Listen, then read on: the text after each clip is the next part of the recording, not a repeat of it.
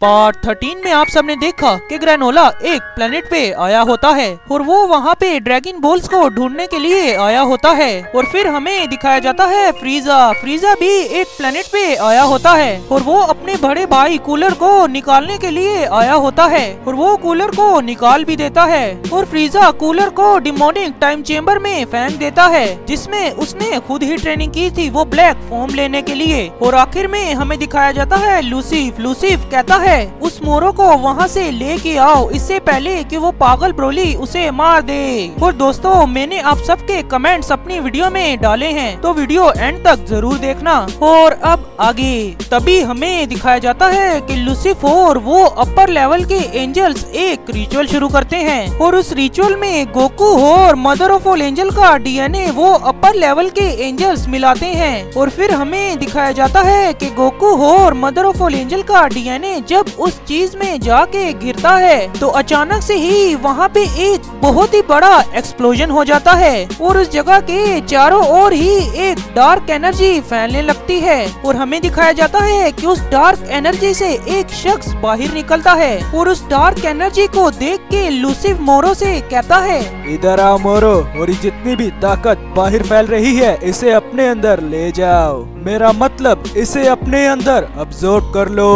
और हमें दिखाया जाता है कि मोरो उस डार्क एनर्जी को अपने अंदर अब्सॉर्ब करना शुरू हो जाता है पर उस डार्क एनर्जी की फोर्स इतनी ज्यादा होती है कि सभी इवल गॉड्स और एंजल्स उस एनर्जी के झपेटे में आ जाते हैं और मोरो भी। और फिर हमें दिखाया जाता है कि मोरो उस डार्क एनर्जी को संभाल नहीं पाता और वो वहीं पर ही फट जाता है। तभी हमें दिखाया जाते हैं ग्रैंड प्रिस्ट उस डार्क एनर्जी को सेंस करके कहते हैं ये तो बहुत ही बड़ी गड़बड़ हो गई, मुझे कुछ न कुछ तो करना ही होगा। मुझे जिस बात का डर था इन इवल गॉड्स और एंजल्स ने उसे काफी ज्यादा जल्दी कर दिया।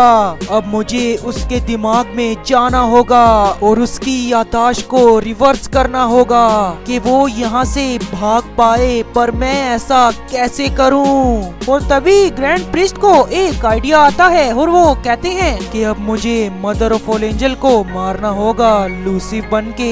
और तभी हमें दिखाया जाता है कि ग्रैंड प्रिस्ट उस शख्स के दिमाग के अंदर चले जाते हैं और वहाँ पे जाके grand priest mother of all angel को मार देते हैं। और ग्रैंड प्रिस्ट उस शख्स को ऐसा दिखाते हैं कि मदर ऑफ ऑल एंजल को मारने वाले वो इवल गॉड्स और इवल एंजल्स हैं। और तभी हमें दिखाया जाता है कि जैसे ही उस अनजान शख्स को होश आता है तो उसे ये चीज याद आती है तो वो काफी ज्यादा गुस्से में रेज करना शुरू कर देता है। और दोस्तों वैसे भी उसके अंदर गोकू का खून है तो उसके अंदर सैयन ब्लड दौड़ रहा है और उस अनजान शख्स की रेज की ताकत इतनी ज्यादा हो जाती है कि पूरे का पूरा इवल गॉड्स और एंजल्स का प्लेनेट ही हिलना शुरू हो जाता है। और तभी लूसिफ उस अनजान शख्स की डार्क एनर्जी को देख के कहता है पर ये कैसे हो रहा है, आखिर इसकी ताकत लगातार कैसे बढ़ रही है, ये तो काफी ज्यादा है। और फिर हमें दिखाया जाता है कि उस अनजान शख्स की ताकत पूरे के पूरे कोस्मोस में ही फैलती जाती है और उसकी वो ताकत हर किसी को ही सेंस होती है। और फिर हमें दिखाया जाता है ताइमा, तभी ताइमा कहता है आखिर इस शख्स की ताकत ये कैसे, इसकी ताकत तो मुझे डरा रही है, आखिर ये शख्स है कौन। और फिर हमें दिखाया जाता है प्लेनेट अर्थ पे गोहान, तभी गोहान कहता है ये शख्स यहाँ से काफी कोसों दूर है पर इसकी ताकत तो मेरे डैड की जैसी है, पर मुझे पता है ये मेरे डैड नहीं हो सकते। और तभी हमें दिखाया जाता है कि उस अनजान शख्स की ताकत उस गॉडली टाइम चेम्बर में भी जाती है और गोकू, वेजिटा, ब्रोली और गोकू ब्लैक को भी उस अनजान शख्स की ताकत सेंस होती है। और तभी वेजिटा उस शख्स की ताकत को सेंस करके कहता है पर ये कैसे हो सकता है, इसकी ताकत तो बिल्कुल कैकारोट जैसी है, पर इसमें एंजल्स की भी ताकत सेंस हो रही है मुझे। और तभी गोकू ब्लैक वेजिटा की ये बात सुन के कहता है जहाँ तक मुझे लगता है ये एनर्जी तो उन इवल गॉड्स और एंजल्स के प्लेनेट से आ रही है, इसका मतलब उन इवल गॉड्स और एंजल्स ने उन 3 सयंस को करप्टेड कर दिया होगा। ये एनर्जी उन इवल गॉड्स और एंजल्स के प्लेनेट से ही आ रही है मेरे अंदाजे से। और फिर हमें दिखाया जाता है ज़लामा भी उस शख्स की एनर्जी को सेंस करके कहता है। ये ताकत तो काफी ज्यादा है और मुझे लगता है कि इविल गॉड्स और एंजल्स ने अपने लिए काफी ज्यादा बड़ी मुसीबत बुला ली है, पर मैं अब वहाँ जा भी नहीं सकता। मुझे उस शख्स को अपने प्लेनेट पे लेके जाना होगा, पर वहाँ पे मेरी शक्तियाँ काम नहीं करती। इविल गॉड्स और एंजल्स के प्लेनेट पे कोई ऐसी एक चीज है जो मेरी शक्तियों को वहाँ पे काम करने से रोक देती है। और फिर हमें दिखाया जाता है वही इविल गॉड्स और एंजल्स का प्लेनेट, जहाँ पे ब्रोली अचानक से ही होश में आ जाता है और वो कहता है कारोट। और ब्रोली अपनी चेन्स को तोड़ के वहाँ से भागने की कोशिश करता है और ब्रोली इस चीज में कामयाब हो जाता है। और जिस बंकर में ब्रोली को इविल गॉड्स और एंजल्स ने बंद किया होता है, तो ब्रोली उसी बंकर को तोड़ के वहाँ से बाहर आ जाता है। और तभी ब्रोली को देख के लूसिफ कहता है, एक मुसीबत कम थी कि दूसरी आ गई। हम एक को ही नहीं समझ पा रहे कि आखिर इसके पास इतनी ज्यादा ताकत कहाँ से आ रही है, और वो दूसरा वो तो पागल है पूरा। और फिर हमें दिखाया जाता है हमारा अपना कूल फू फ्यूचर ब्रोली को आराम से ही हैंडल कर लेता है। और ये चीज देख के इविल गॉड्स और एंजल्स कहते हैं, आखिर इस फू ने इस पागल ब्रोली को कैसे संभाल लिया। ये पागल तो हमें बहुत बुरी तरीके से मार रहा था। आखिर ये फू है क्या चीज और इसकी ताकत में इतना ज्यादा डिफरेंस कैसे आया। और फिर हमें दिखाया जाता है कि सभी इविल गॉड्स और एंजल्स को डिस्ट्रैक्ट हुआ देख वो अनजान शख्स इस मौके का फायदा उठाता है और वो वहाँ से भाग जाता है। और फिर हमें दिखाया जाता है कि जैसे ही वो अनजान शख्स उन इविल गॉड्स और एंजल्स के प्लेनेट को पार करता है, तो रास्ते में जालामा उस शख्स को एक मुक्का मार के उसे बेहोश करके अपने प्लेनेट पे जाके बंद कर देता है। और तभी जालामा कहता है कि बच्चे, तुम्हारे पास जो ताकत है वो एक एक्स्ट्राऑर्डिनरी ताकत है, और अगर तुम्हें गलत हाथों में दे दिया तो तुम हमारे लिए काफी ज्यादा बड़ा खतरा बन सकते हो। और फिर हमें दिखाया जाता है वही डिमोनिक टाइम चेम्बर, जहाँ पे उस गद्दार फ्रीजा ने अपने ही भाई कूलर को उस चेम्बर के अंदर फेंक दिया था। और फिर हमें दिखाई देता है कि तभी कूलर कहता है, आखिर तुम यहाँ पे कैसे आ गए? क्या तुम्हें भी इविल गॉड्स और एंजल्स ने यहाँ पे बंद किया हुआ है? और तभी हमें दिखाए जाते हैं उस शख्स के हाथ जिससे कूलर बात कर रहा होता है। और फिर हमें दिखाए जाते हैं उस शख्स के पैर और फिर उसकी आंखें, और आखिर में हमें उसका पूरा चेहरा ही नजर आ जाता है। वो और कोई नहीं, फिर से अल्ट्रा वेजिटो ही होता है। और दोस्तों, जैसा कि मैंने अपनी पिछली वीडियो में कहा था कि अगर आपने कमेंट किया तो मैं अपनी वीडियो में उसे जरूर डालूंगा। अगर वो कमेंट ठीक हुआ तो चलिए गाइस देखते हैं कि किन किन दोस्तों ने ठीक कमेंट किए हैं। तो दोस्तों, सबसे पहले आता है जिसने मुझे कमेंट किया था, वो है इंडियन बॉय। इंडियन बॉय मेरे दोस्त, सबसे पहले तुमने ही कमेंट किया था कि वो अल्ट्रा वेजिटो है। और दूसरा कमेंट किया था कैकारोट ने, और तीसरा कमेंट था गोकू गेमर का, और चौथा कमेंट किया था गोजिटा स्टोरी ने।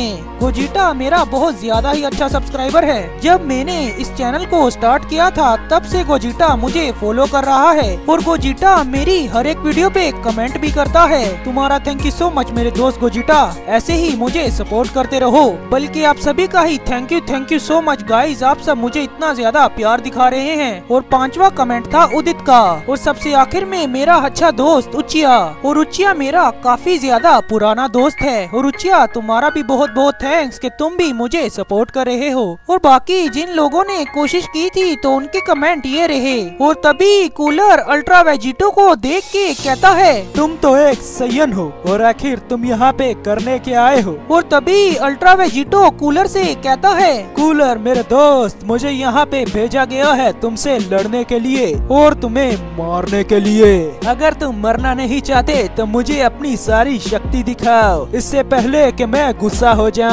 और फिर कूलर कहता है अल्ट्रा वेजिटो से, फिर मत कहना सयन कि मैंने तुम्हें वार्न नहीं किया। मेरी ये ताकत सालों में किसी एक शख्स ने ही देखी होगी। और तभी हमें दिखाया जाता है कि कूलर अपनी पावर को रेज करना शुरू कर देता है, और कूलर अपनी 5th फॉर्म में होता है। और जब कूलर अपनी पावर को रेज कर रहा होता है तो अचानक से ही कूलर की पूरी बॉडी गोल्डन कलर की हो जाती है। तो जी हाँ गाइस, मेरी मांगा में कूलर के पास बचपन से ही गोल्डन फॉर्म है, जिस वजह से फ्रीजा ने उसे बंद कर दिया था। और फ्रीजा को ये पता नहीं है कि कूलर के पास उसकी अपनी ही एक गोल्डन फॉर्म है। वो तभी हमें दिखाया जाता है कि गोल्डन कूलर और अल्ट्रा वेजिटो की फाइट शुरू हो जाती है। और फिर हमें दिखाया जाता है फ्रीजा उस अनजान शख्स की एनर्जी को सेंस करके अभी तक सदमे में ही होता है। और तभी फ्रीजा कहता है कि अगर ये शख्स कूलर के पास चला गया तो कूलर तो मुझसे भी काफी ज्यादा ताकतवर हो जाएगा।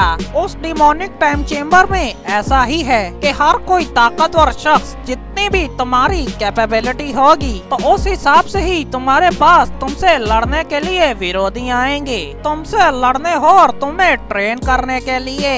और मुझे लगता है कूलर की कैपेबिलिटी है कि वो उस शख्स से लड़ पाए। और फिर हमें दिखाया जाता है फू ग्रैंड प्रिस्ट को देख के कहता है कि आखिर तुम उस चीज से कैसे बाहर आ गए। और तभी ग्रैंड प्रिस्ट फू को बताते हैं कि फू, मैं तुम्हें कुछ राज की बात बताना चाहता हूँ। तो आखिर ग्रैंड प्रिस्ट फू को कैसी बात बताने वाले हैं। और जिधर ग्रैंड प्रिस्ट को ओनिवल गॉड्स और एंजल्स ने बंद किया हुआ था, तो आखिर ग्रैंड प्रिस्ट वहाँ से कैसे बाहर निकले हैं। और क्या ग्रैंड प्रिस्ट ने उस अनजान शख्स के दिमाग में मदर ऑफ ऑल एंजल को मारा है या रियल लाइफ में। अगर ग्रैंड प्रिस्ट ने मदर ऑफ ऑल एंजल को रियल लाइफ में मार दिया है तो ग्रैंड प्रिस्ट ने अपने लिए काफी ज्यादा बड़ी मुसीबत खड़ी कर ली है, क्योंकि ये आप सब भी जानते हैं कि मदर ऑफ ऑल एंजल कितनी ज्यादा ताकतवर है। तो आखिर इस अनजान शख्स के पास इतनी ज्यादा ताकत कैसी है जो पूरे का पूरा कोस्मोस ही हिला दे रही है। और मोरो उसकी एनर्जी को अपने अंदर लेके गया तो वो भी फट गया।